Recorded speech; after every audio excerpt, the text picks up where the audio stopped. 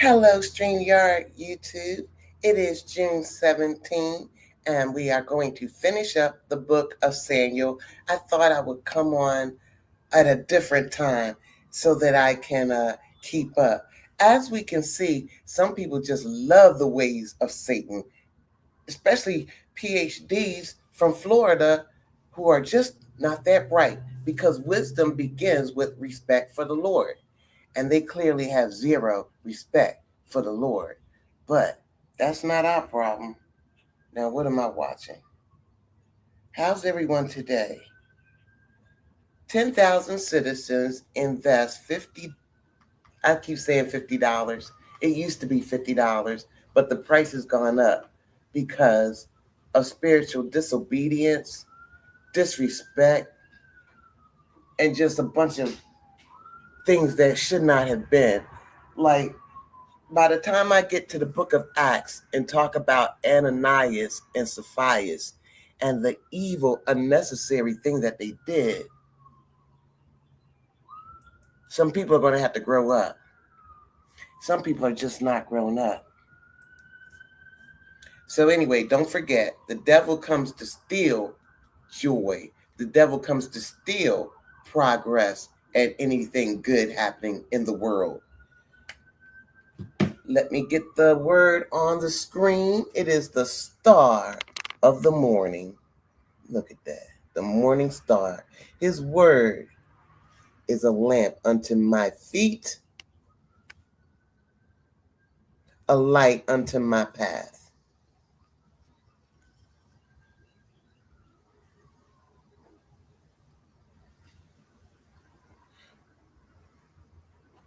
2 Samuel chapter 16, Ziba meets David.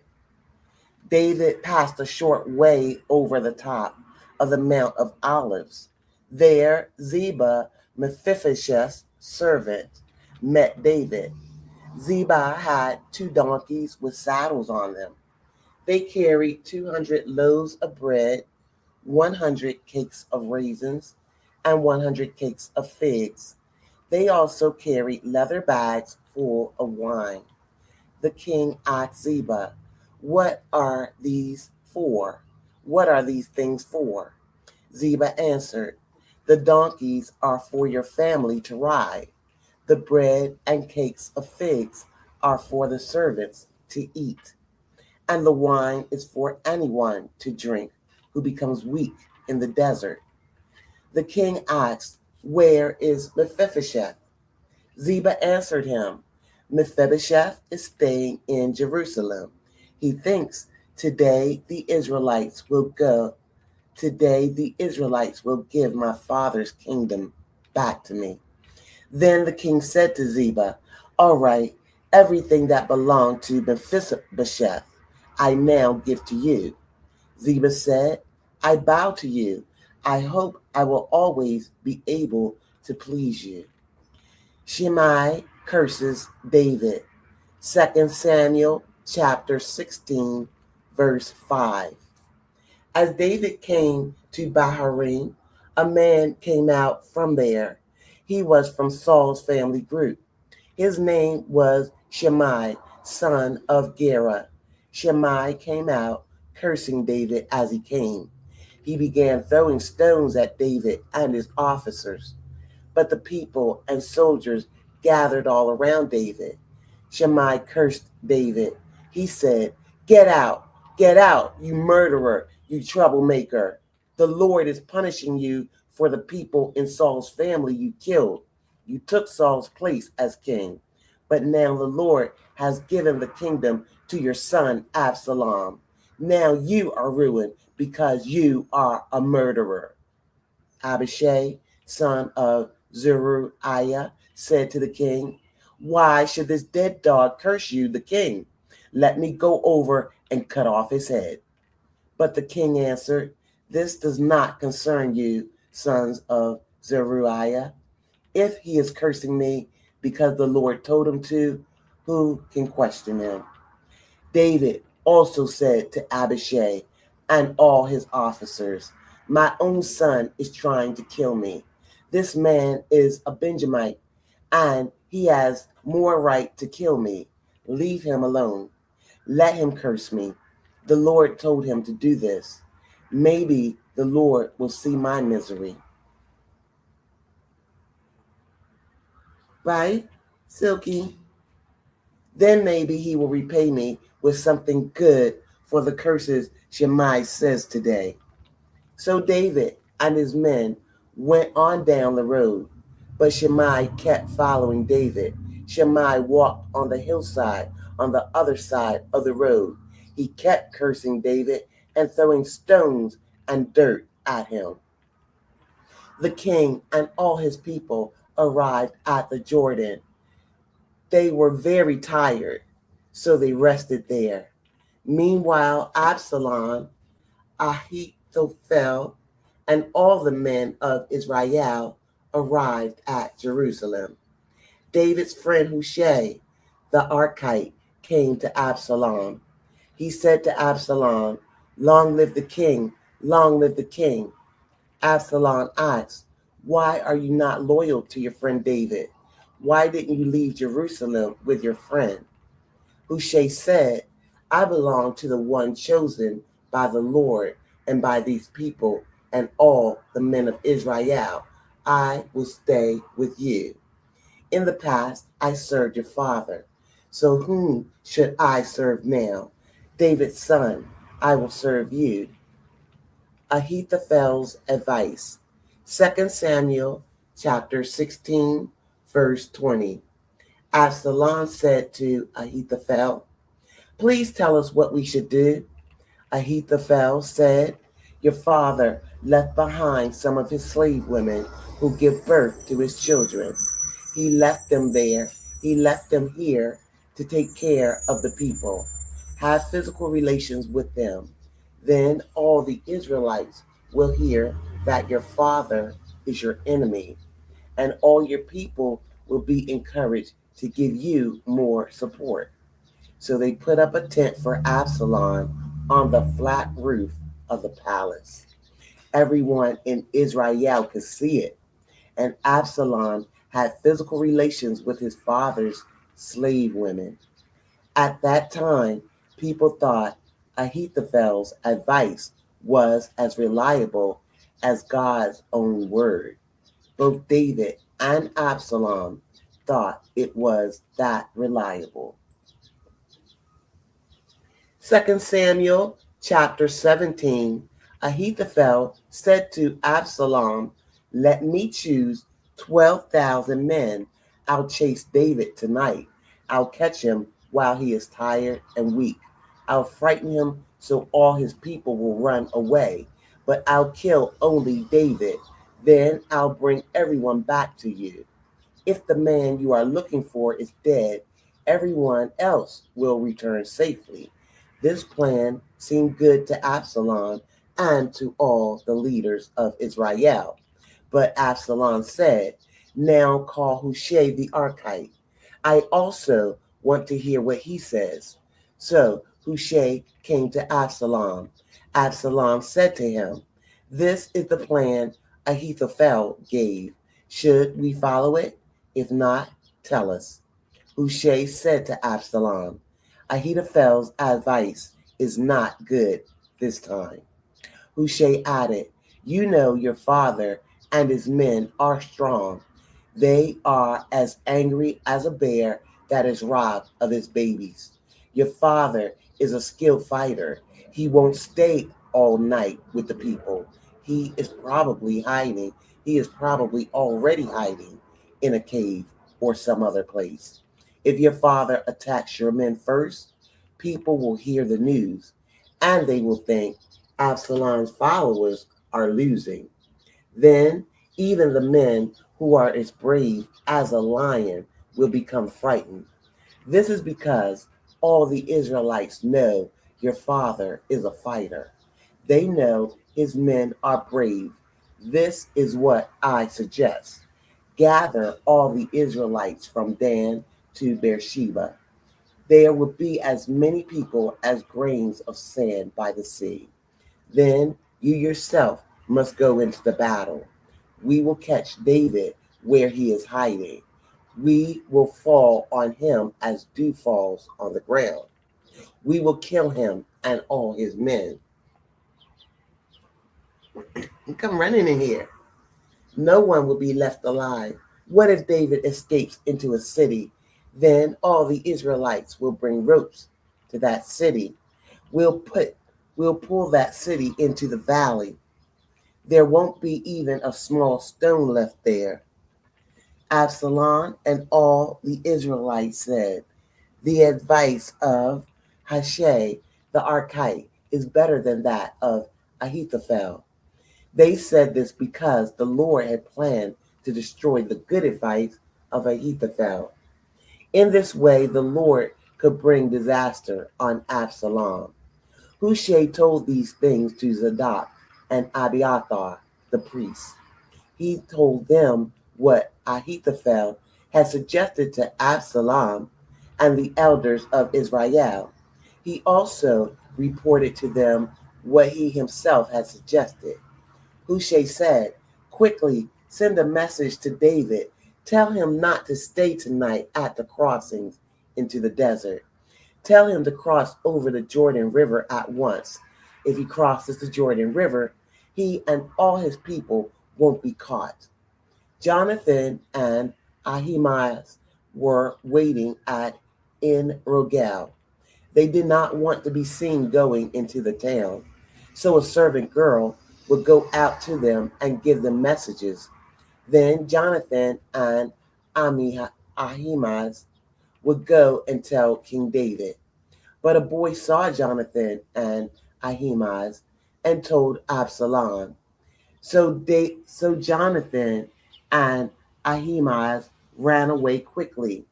They went to a man's house in Bahurim. He had a well in his courtyard, and they climbed down into it. The man's wife spread a sheet over the opening of the well. Then she covered it with grain. No one could tell that Jonathan and Ahimaaz were hiding there. Absalom's servants came to the woman at the house. They asked, where are Ahimaaz and Jonathan? She said to them, they have already crossed the brook. Absalom's servants then went to look for Jonathan and Ahimaaz, but they could not find them. So they went back to Jerusalem. After Absalom's servants had left, Jonathan and Ahimaaz climbed out of the well. Then they went to tell King David. They said, hurry, cross over the river. Ahithophel had said these things against you. So David and all his people crossed the Jordan River. By dawn, everyone had crossed the Jordan. Now Ahithophel saw that the Israelites did not accept his advice. So he saddled his donkey and went to his hometown. He gave orders for his family and property. Then he hung himself. After Ahithophel died, he was buried in his father's tomb. War between David and Absalom. 2 Samuel chapter 17, verse 24. David arrived at Mahanaim, and Absalom and all his Israelites crossed over the Jordan River. Now Absalom had made Amasa captain of the army instead of Joab. Amasa was the son of a man named Jether the Ishmaelite. Amasa's mother was Abigail, daughter of Nahash and sister of Zeruiah. Zeruiah was Joab's mother. Absalom and the Israelites camped in the land of Gilead. Shobai, Machir, and Barzillai were at Mahanaim when David arrived. Shobai, son of Nahash, was from the Ammonite town of Rabbah. Machir, son of Amiel, was from Lo Debar, and Barzillai was from Rogalim in Gilead. They brought beds, bowls, and clay pots.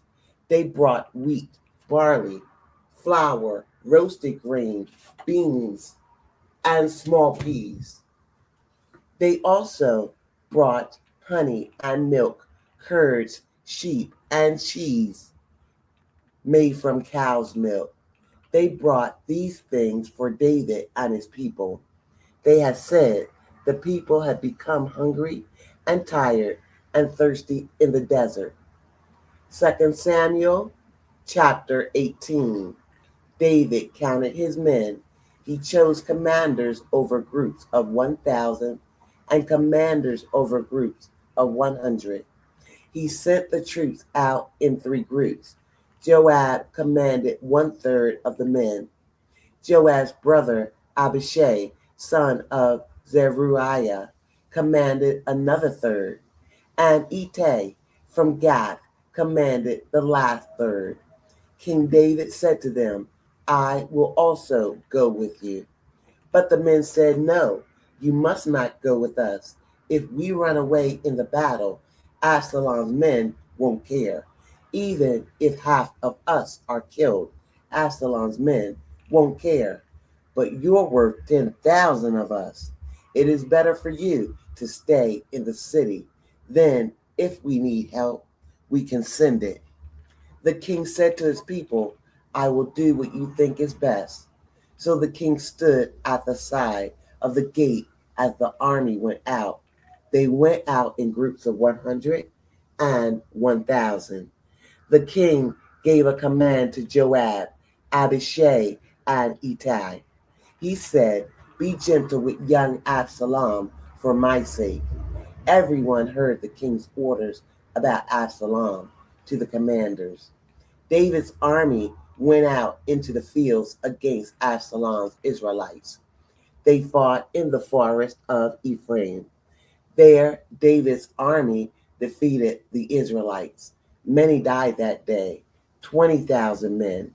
The battle spread through all the country. But that day, more men died in the forest than in the fighting. Absalom dies.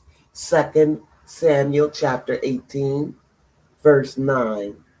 Then Absalom happened to meet David's troops. As Absalom was riding his mule, it went under a large oak tree.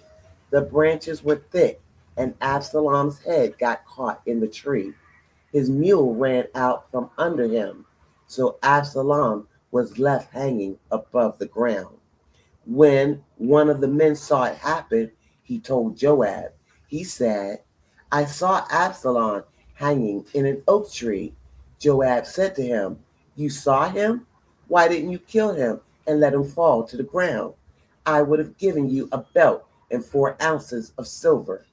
The man answered, I wouldn't try to hurt the king's son. I wouldn't even if you gave me 25 pounds of silver. We heard the king's command to you, Abishai and Ittai. The king said, be careful not to hurt young Absalom. If I had killed him, the king would have found out, and you would not have protected me. Joab said, I won't waste time here with you. Now Absalom was still alive in the oak tree. So Joab took 3 spears and stabbed him in the heart. 10 young men who carried Joab's armor also gathered around Absalom. They struck him and killed him.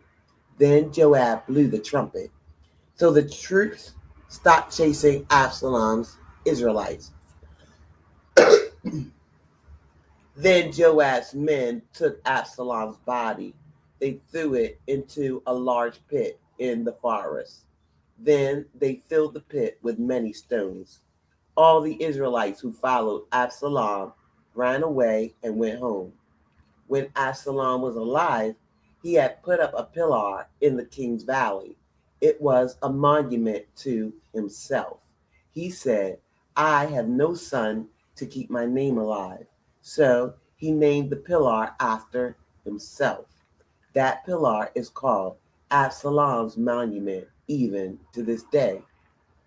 Ahimaaz, son of Zadok, spoke to Joab. He said, "Let me run and take the news to King David. I'll tell him the Lord has destroyed the enemy for him."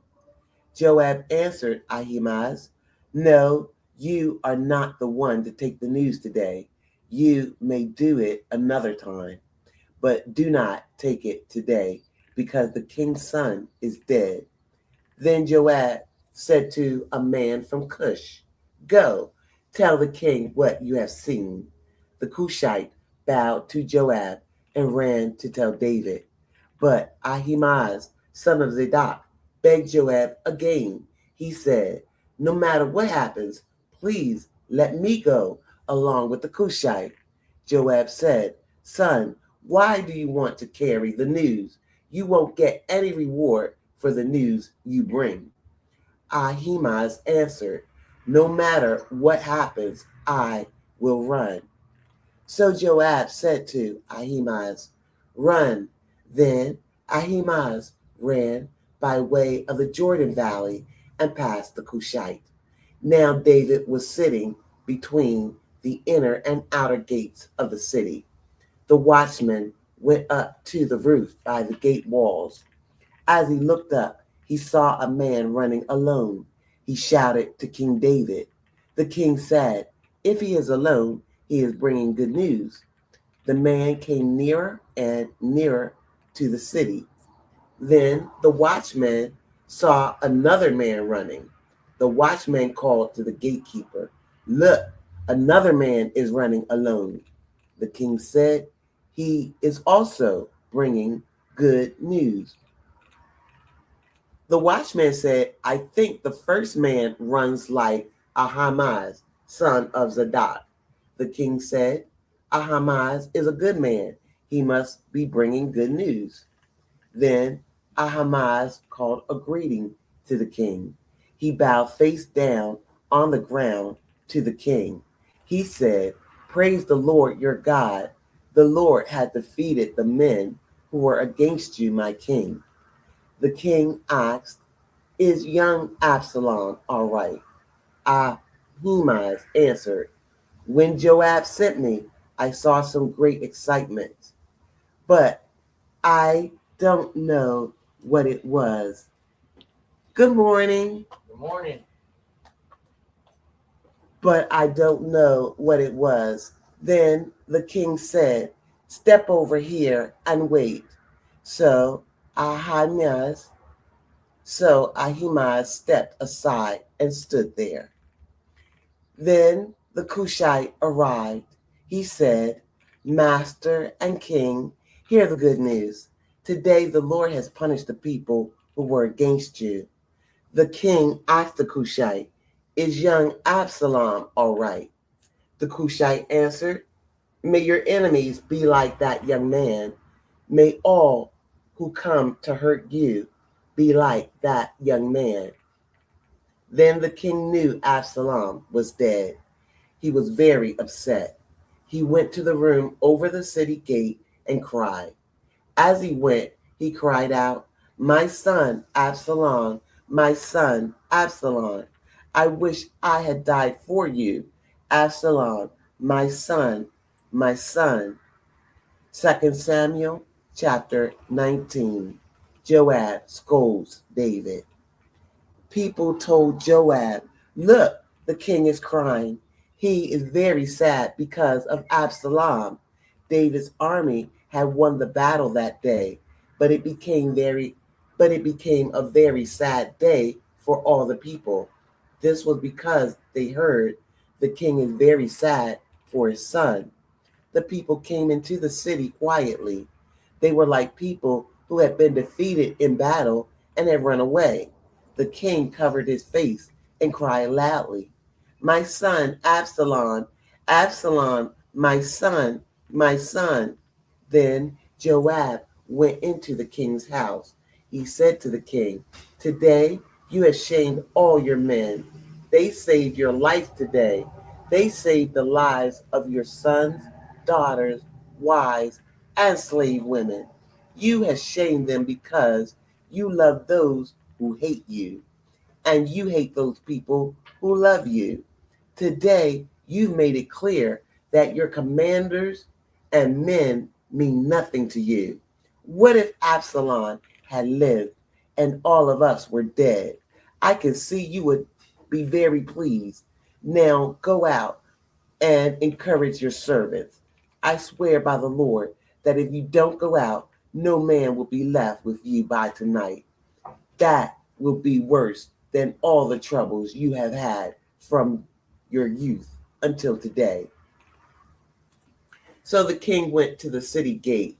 The news spread that the king was at the gate, so everyone came to see him. David goes back to Jerusalem. 2 Samuel chapter 19, picking up from verse 8. All the Israelites who had followed Absalom had run away to their homes. People in all the tribes of Israel began to argue. They said, "The king saved us from the Philistines and our other enemies, but he left the country because of Absalom. We appointed Absalom to rule us, but now he has died in battle. We should make David the king again." King David sent a message to Zadok and Abiathar the priest. David said, "Speak to the elders of Judah. Say, even in my house, I have heard what all the Israelites are saying. So why are you the last tribe to bring the king back to his palace? You are my brothers, my own family. Then why are you the last tribe to bring back the king?" And say to Amasa, "You are part of my own family. May God punish me terribly if I don't make you commander of the army in Joab's place." David touched the hearts of all the people of Judah. They agreed as if they were one man. They sent a message to the king. They said, "Return with all your men." Then the king returned as far as the Jordan River. The men of Judah came to Gilgal to meet him. They wanted to bring the king across the Jordan River. Shimei, son of Gera, was a Benjaminite. He lived in Bahrain. He hurried down with the men of Judah to meet King David. With Shimei came 1,000 Benjaminites. Ziba, the servant from Saul's family, also came. He brought his 15 sons and 20 servants with him. They all hurried to the Jordan River to meet the king. The people went across the Jordan River to help bring the king's family back to Judah. They did whatever the king wanted. As the king was about to cross the river, Shimei, son of Gera, came to him. Shimei bowed face down on the ground in front of the king. He said to the king, "My master, don't hold me guilty. Don't remember the wrong things I did when you left Jerusalem. Don't hold it against me. I know I have sinned. That is why I am the first person from Joseph's family to come down and meet you today, my master and king." But Abishai, son of Zeruiah, said, "Shammai should die. He cursed you, the Lord's appointed king." David said, "This does not concern you, sons of Zeruiah. Today you're against me. No one will be put to death in Israel today. Today I know I am king over Israel." Then the king said to Shimei, "You won't die." The king made this promise to Shimei. Mephibosheth, Saul's grandson, also went down to meet King David. Mephibosheth had not cared for his feet, cut his beard, or washed his clothes while David was gone. He had not done this from the time the king had left Jerusalem until he returned safely. Mephibosheth came from Jerusalem to meet the king. The king asked him, "Mephibosheth, why didn't you go with me?" He answered, "My master, my servant Ziba, tricked me. I said to Ziba, 'I am crippled, so saddle a donkey.' So saddle a donkey." Then I will ride it so I can go with the king. But he lied to me about you. You, my master and king, are like an angel from God. Do what you think is good. You could have killed all my grandfather's family. Instead, you put me with the people who eat at your own table. So I don't have a right to ask anything more from the king. The king said to him, "Don't say anything more. I have decided that you and Ziba may divide the land." Mephibosheth said to the king, "Let Ziba take all the land. I'm just happy that my master, the king, has arrived in peace at his own house." Barzillai of Gilead came down from Rogelim to cross the Jordan River with the king. Now Barzillai was a very old man. He was 80 years old. He had taken care of the king when David was staying at Mahanaim. Barzillai could do this because he was a very rich man. David said to Barzillai, "Cross the river with me. Come with me to Jerusalem, and I will take care of you." But Barzillai answered the king, "Do you know how old I am? Do you think I can go with you to Jerusalem? I am 80 years old. I am too old to taste what I eat or drink. I am too old to hear the voices of men and women singers. Why should you be bothered with me? I am not worthy of a reward from you, but I will cross the Jordan River with you. Then please let me go back so I may die in my own city. Let me die near the grave of my father and mother. But here is Kimham. Let him go with you, my master and king. Do with him whatever you want." The king answered, "King Ham will go with me. I will do for him anything you wish, and I will do anything for you that you wish." The king kissed Barzillai and blessed him. Then Barzillai returned home, and the king and all the people crossed the Jordan. When the king crossed the Jordan to Gilgal, Kimham went with him. All the troops of Judah and half the troops of Israel led David across the river. Soon all the men of Israel came to the king. They said to him, "Our brothers, the men of Judah, stole you away. They brought you and your family across the Jordan River with your men. Why did they do this?" All the men of Judah answered the Israelites, "We did this because the king is our close relative. Why are you angry about it? We have not eaten food at the king's expense. He did not give us any gifts." The men of Israel answered the people of Judah, "We have 10 tribes in the kingdom, so we have more right to David than you do. But you ignored us. We were the first ones to talk about bringing our king back." But the men of Judah spoke even more unkindly than the men of Israel. 2 Samuel chapter 20. Sheba leads Israel away from David. It happened that a troublemaker named Sheba, son of Bichri, was there. Sheba was from the tribe of Benjamin. He blew the trumpet and said, "We have no share in David. We have no part in the son of Jesse. People of Israel, let's go to our own homes." So all the Israelites left David and followed Sheba, son of Bichri. But the men of Judah stayed with their king all the way from the Jordan River to Jerusalem. David came to his palace in Jerusalem. Earlier, he had left there 10 of his slave women who gave birth to his children. He had left them there to take care of the palace. Now he put them in a house where they would be guarded. They were kept there for the rest of their lives. David gave them food, but he did not have physical relations with them. They lived like widows until they died. The king said to Amasa, "Tell the men of Judah to meet with me in 3 days, and you must also be here." So Amasa went to call the men of Judah together, but he took longer than the time the king had told him.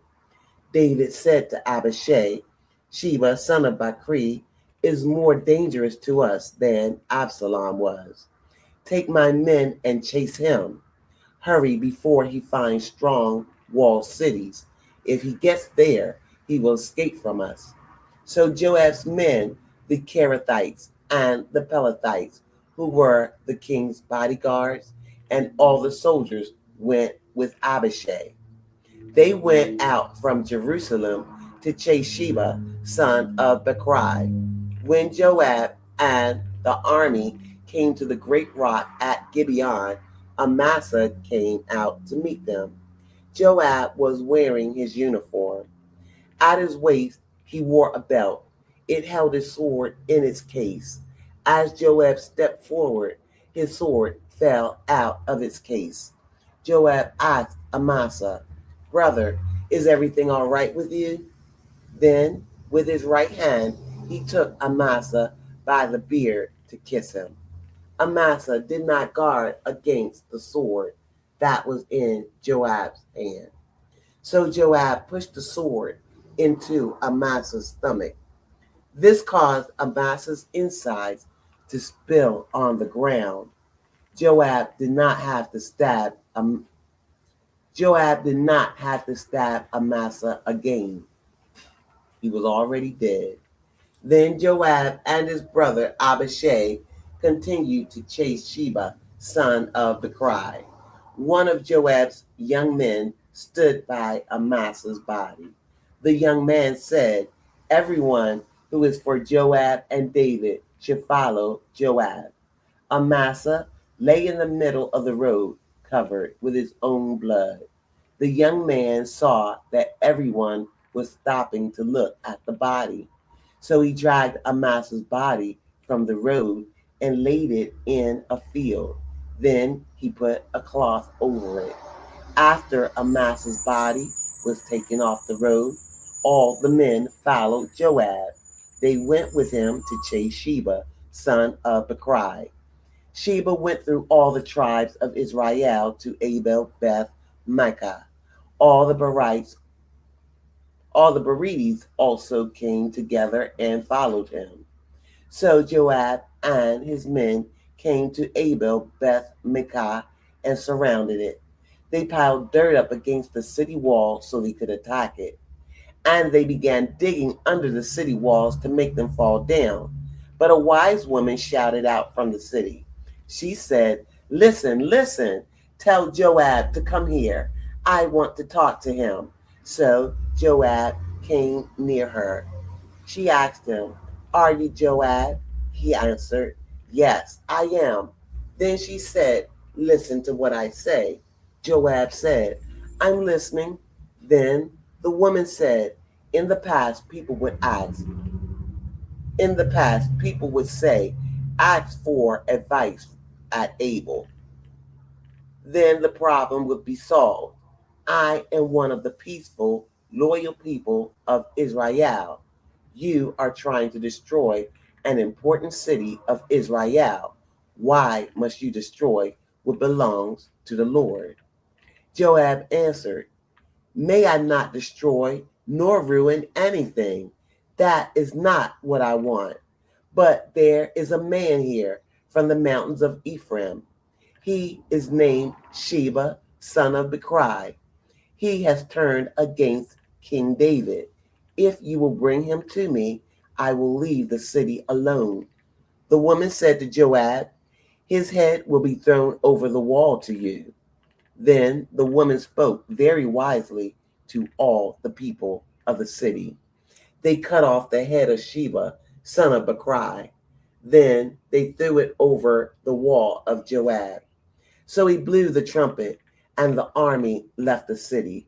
Every man returned home, and Joab went back to the king in Jerusalem. Joab was commander of all the army of Israel. Benaniah, son of Joadiah, led the Kerethites and Pelethites, the king's bodyguards. Adoniram led the men who were forced to do hard work. Jehoshaphat, son of Ahilud, was the recorder. Sheba was the royal assistant. Zadok and Abiathar were the priests. And Ira, the Jairite, was David's priest. Take a break and say hello. Still got the big fat zero.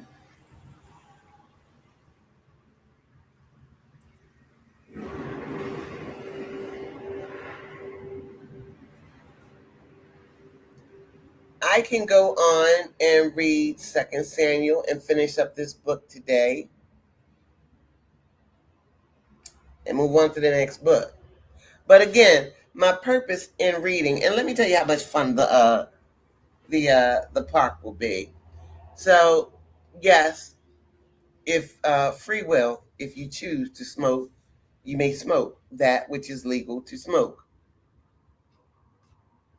and the and drinking is definitely legal at the park, as I have demonstrated. A lot of cities have incorporated the bike bars, which I think are a ton of fun in a controlled park area, a quasi controlled. I mean, it's the point is to kind of get loose and get out of control. So that's kind of fun. And what else? Just all kinds of awesome rides that require the use of your own body mechanics. And I lost a pound, 157 a day. Let's go and do the word. 2 Samuel, verse 21. The Gibeonites punished Saul's family. During the time David was king, there was a time of hunger. It continued for 3 years. So David prayed to the Lord. The Lord answered, Saul and his family of murderers are the reason for this time of hunger. It has come because Saul called the Gibeonites. Now the Gibeonites were not Israelites. They were a group of Amorites who were left alive. The Israelites had promised not to hurt the Gibeonites. But Saul was very eager to help the people of Israel and Judah. So he tried to kill all the Gibeonites. King David called the Gibeonites together and talked to them. He asked them, What can I do for you? What can I do to take away Israel's sins so you can bless the Lord's people? The Gibeonites said to David, Saul and his family don't have enough silver and gold to pay for what they did, and we don't have the right to kill anyone in Israel. Then David asked, What do you want me to do for you? The Gibeonites said to him, Saul made plans against us. He tried to destroy all our people who are left in the land of Israel. Saul was the Lord's chosen king. So bring 7 of his sons to us. Then we will kill them and hang them on stakes. We will put them in front of the Lord at Gibeah, Saul's hometown. The king said, I will give them to you. But the king protected Jonathan's son, Mephibosheth. Jonathan was Saul's son. David did this because of the promise he made to Jonathan in the Lord's name. So the king did not let them hurt Mephibosheth. But the king did take Armani and Mephibosheth, sons of Rizpah and Saul. Rizpah was the daughter of Aiah. And the king took the 5 sons of Saul's daughter, Merab. Adriel was the father of Merab's 5 sons. Adriel was the son of Barzillai, the Meholathite. David gave these 7 sons to the Gibeonites. Then the Gibeonites killed them and hung them on stakes on a hill before the Lord. All 7 sons died together. They were put to death during the first days of the harvest season. The barley harvest was just beginning. Aiah's daughter, Rizpah, took the rough cloth that was worn to show sadness. Then she put it on a rock for herself. She stayed there from the beginning of the harvest until the rain fell on her sons' bodies. During the day, she did not let the birds of the sky touch her sons' bodies. At night, she did not let the wild animals touch them. People told David what Aiah's daughter, Rizpah, Saul's slave woman, was doing. Then David took the bones of Saul and Jonathan from the men of Jabesh Gilead. They had taken these bones secretly from the public square of Beth Shan. The Philistines had hung the bodies of Saul and Jonathan there after they had killed Saul at Gilboa. David brought the bones of Saul and his son Jonathan from Gilead. Then the people gathered the bodies of Saul's 7 sons who were hanged on stakes. The people buried the bones of Saul and his son Jonathan at Zelah in Benjamin. They buried them in the tomb of Saul's father Kish. The people did everything the king commanded. Then God answered the prayers of the people in the land. Wars with the Philistines. 2 Samuel chapter 21, verse 15. Again, there was war between the Philistines and Israel. David and his men went out to fight the Philistines, but David became tired and weak. Ishbi-Benob was one of the sons of Rapha. His bronze spearhead weighed about 7.5 pounds. Ishbi-Benob had a new sword, and he planned to kill David. But Abishai, son of Zeruiah, killed the Philistine. So he saved David's life. Bye, Silky. Then David's men made a promise to David. They said, "Never again will you go out with us to battle.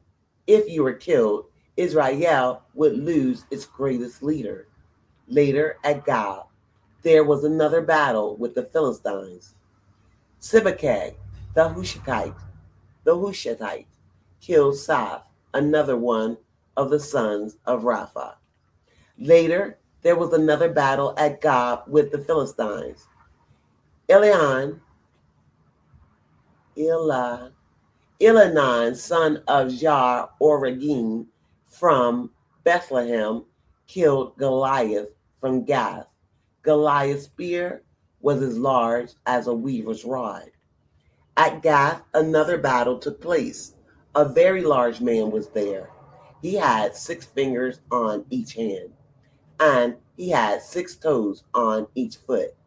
He had 24 fingers and toes in all. This man also was one of the sons of Rapha. When he challenged Israel, Jonathan killed him. Jonathan was the son of Shimei, David's brother. These 4 men were sons of Rapha from Gath. They all were killed by David and his men. 2 Samuel chapter 22. David's song of praise. David sang this song to the Lord.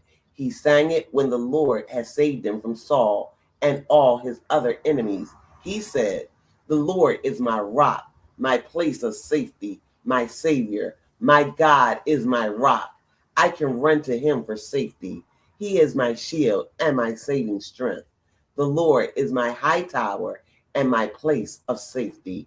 The Lord saves me from those who want to harm me. I will call to the Lord. He is worthy of praise, and I will be saved from my enemies. The waves of death came around me. The deadly rivers overwhelmed me. The ropes of death wrapped around me. The traps of death were before me. In my trouble, I called to the Lord. I cried out to my God. From his temple, he heard my voice. My call for help reached his ears. The earth trembled and shook.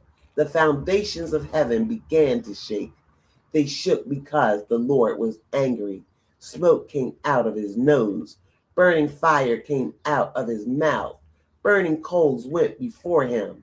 He tore open the sky and came down. Dark clouds were under his feet. He rode a creature with wings and flew. He flew on the wings of the wind. He made darkness his shelter around him, surrounded by fog and clouds.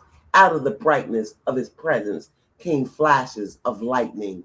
The Lord thundered from heaven. The Most High God raised his voice. He shot his arrows and scattered his enemies. His bolts of lightning confused them with fear.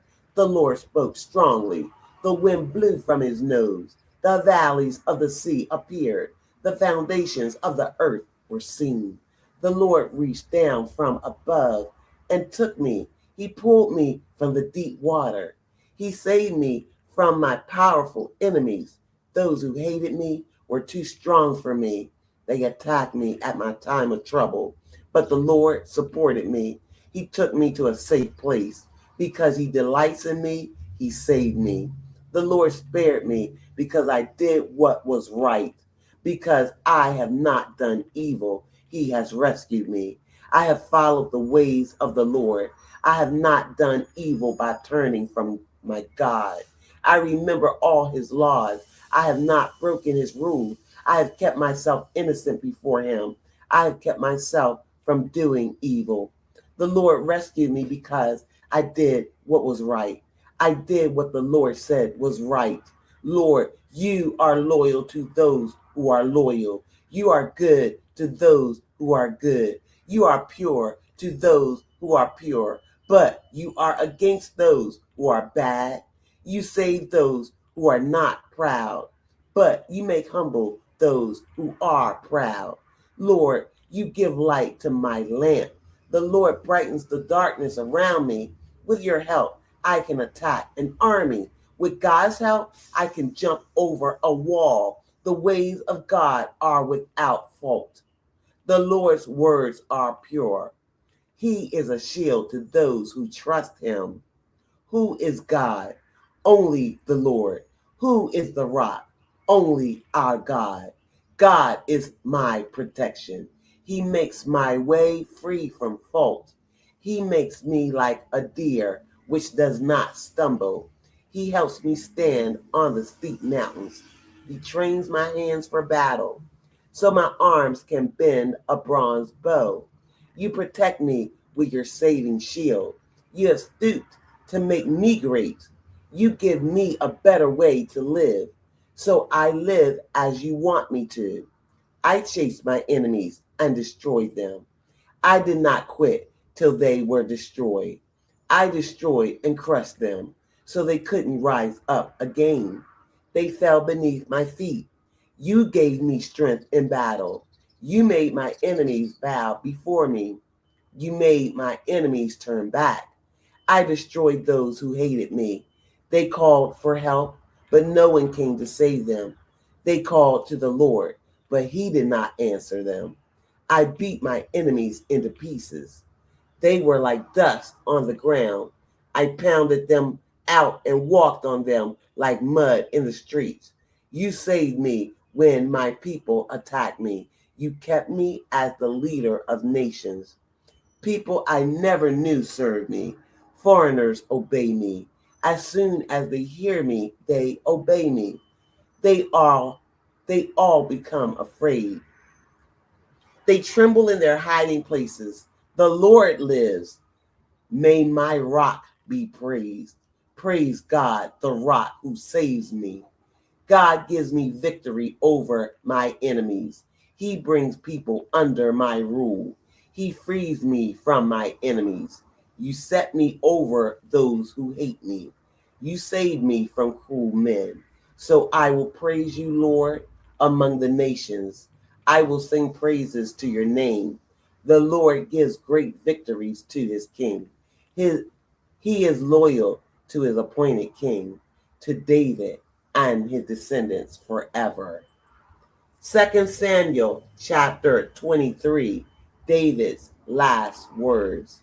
These are the last words of David. This is the message of David, son of Jesse. The man made great by the Most High God speaks. He is the appointed king of the God of Jacob. He is the sweet singer of Israel. The Lord's Spirit spoke through me. His word was on my tongue. The God of Israel spoke. The rock of Israel said to me, the person who rules fairly over people, the person who rules with respect for God. He is like the morning light at dawn. He is like a morning without clouds. He is like sunshine after a rain. The sunshine makes the tender grass grow out of the ground. This is how God has cared for my family. God made a lasting agreement with me, good in every way and strong. This agreement is my salvation. This agreement is all I want. Truly, the Lord will make it grow. But all evil people will be thrown away like thorns. People cannot hold on to thorns. Anyone who touches them uses a tool of iron or a spear. They will be thrown in a fire and burned where they lie. David's army. 2 Samuel, 23rd chapter, 8th verse. These are the names of David's warriors. Josheb Basshebeth, the Tankanite, was head of the three. He killed 800 men at one time. Next there was Eleazar, son of Dodai, the Ahohite. Eleazar was one of three soldiers who were with David when they challenged the Philistines.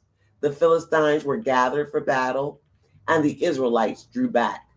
But Eleazar stayed where he was. He fought the Philistines until he was so tired he could not let go of his sword.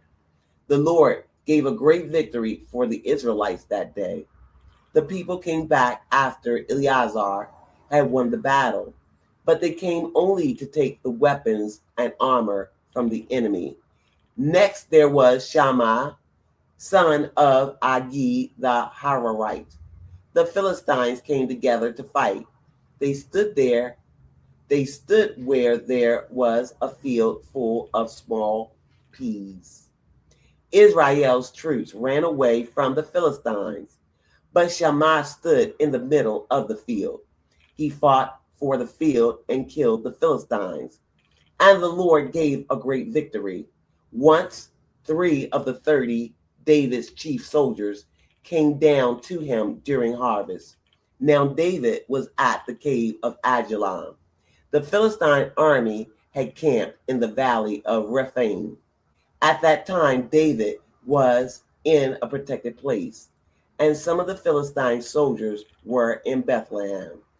David had a strong desire for some water. He said, "Oh, I wish someone would get me some water from the well near the city gate of Bethlehem." So the 3 warriors broke through the Philistine army. They took water out of the well near the city gate of Bethlehem. Then they took it to David, but he refused to drink it. He poured it out on the ground before the Lord. David said, "Lord, I can't drink this. It would be like drinking the blood of the men who risked their lives." So David refused to drink the water. These were the brave things that the 3 warriors did. Abishai was the brother of Joab, son of Zeruiah.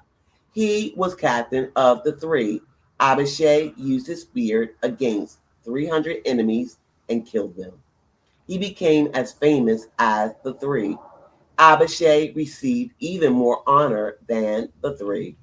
He became their commander, but he was not a member of them. Benaiah, son of Jehoiada, was a brave fighter from Kabzeel. He did many brave things. He killed 2 of the best soldiers from Moab. He also went down into a pit when it was snowing. There he killed a lion. Benaiah killed a big Egyptian. The Egyptian had a spear in his hand, but Benaiah only had a club. Benaiah grabbed the spear from the Egyptian's hand. Then Benaiah killed him with his own spear.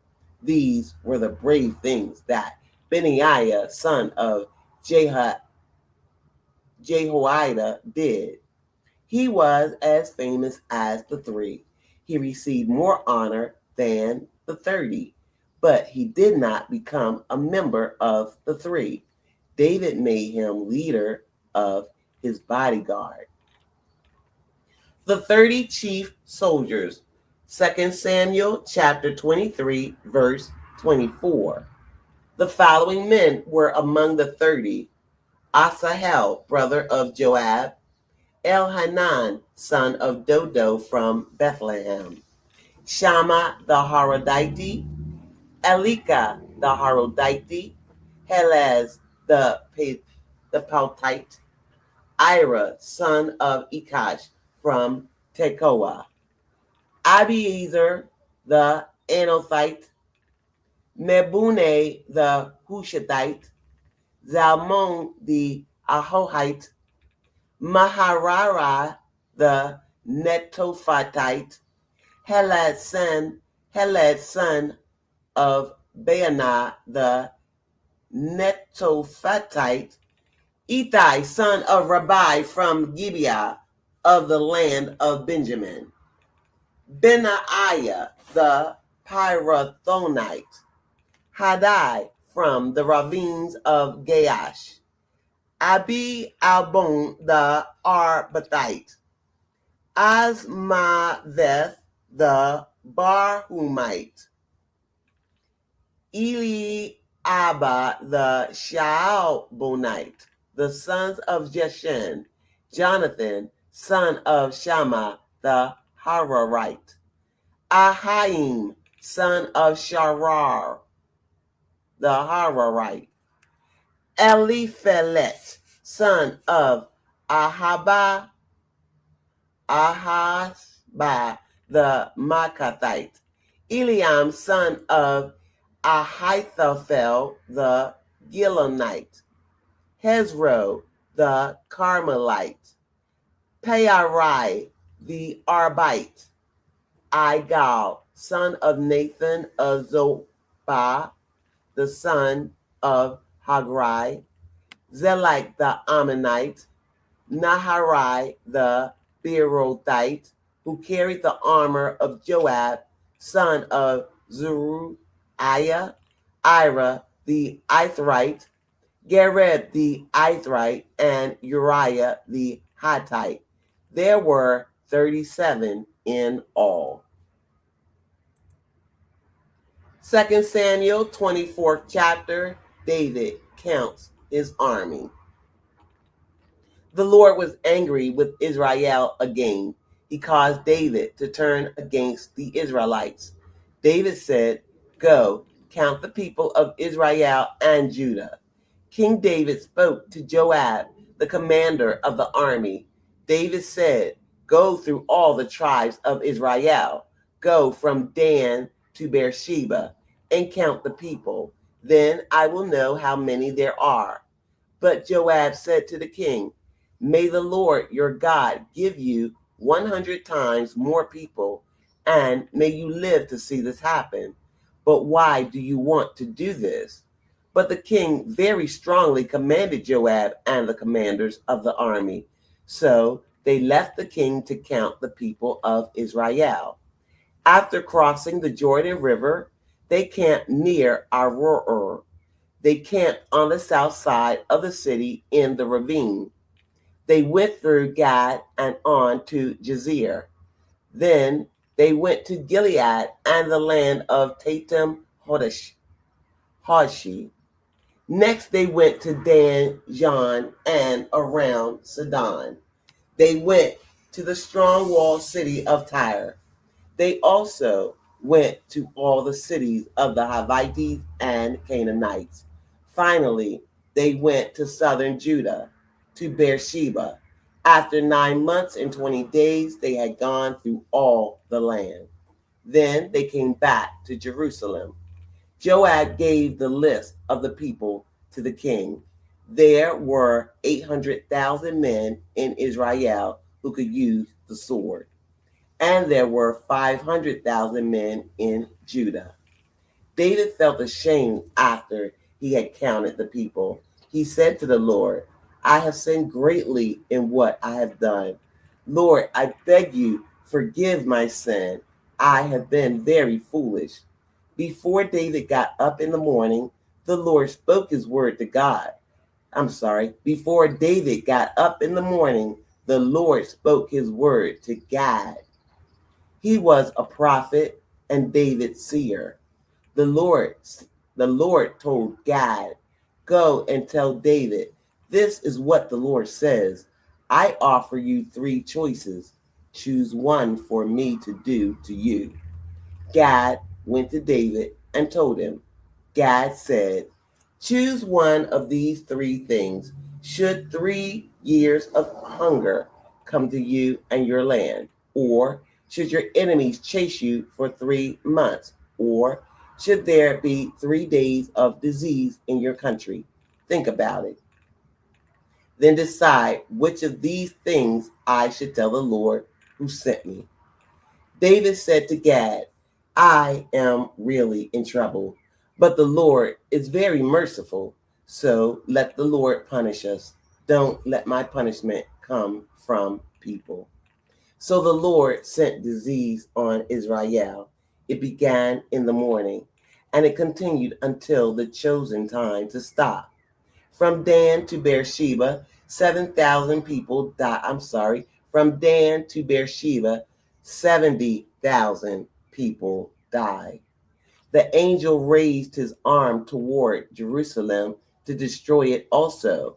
But the Lord felt very sorry about the terrible things that had happened. He said to the angel who was destroying the people, that's enough. Put down your arm. At this time, the angel of the Lord was by the threshing floor of Araunah the Jebusite. David saw the angel that killed the people. Then he said to the Lord, I've sinned, I've done wrong, but these people only followed me like sheep. They did nothing wrong. Please let your punishment be against me and my father's family. That day Gad came to David. Gad told him, go and build an altar to the Lord. Build it on the threshing floor of Araunah the Jebusite. So David did what Gad told him to do. He obeyed the Lord's command and went to see Araunah. Araunah looked and saw the king and his servants coming to him. So he went out and bowed face down on the ground. He said, why has my master the king come to me?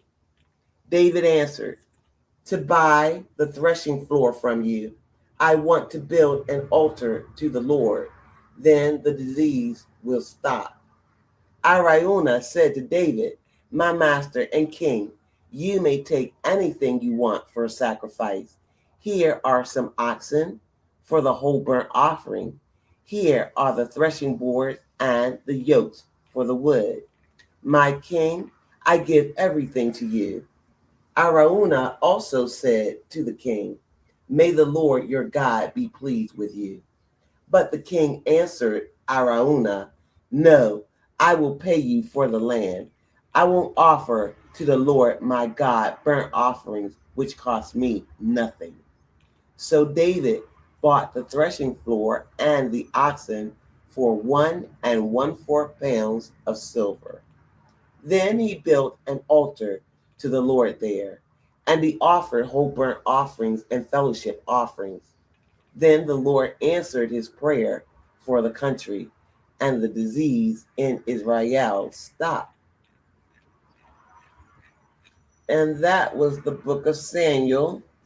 So the next book will be Kings. And that'll be it. I'll come back later on I just wanted to say again that I don't play with the Lord. And I'm not trying to preach. I'm just trying to get godly money.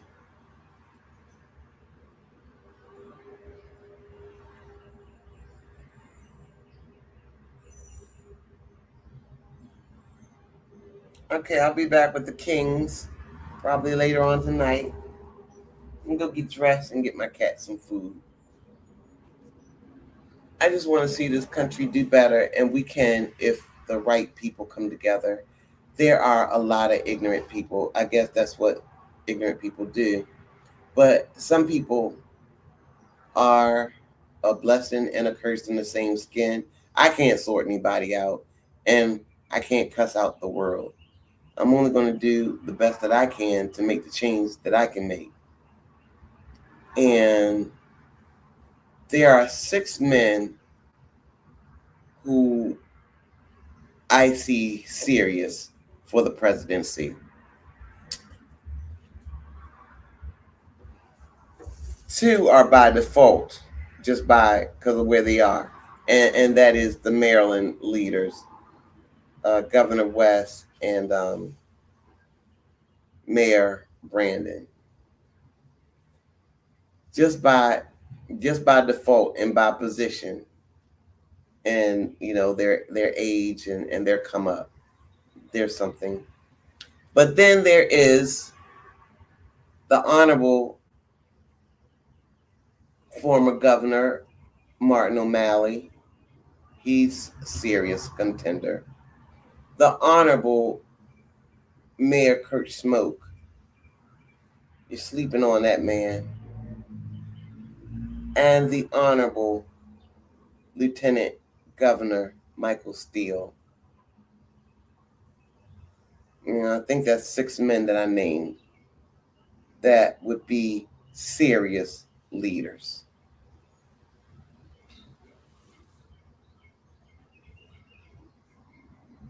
Hi, one person. I was going to go ahead and...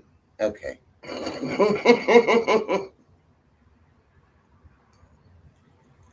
I don't want to be a TV show.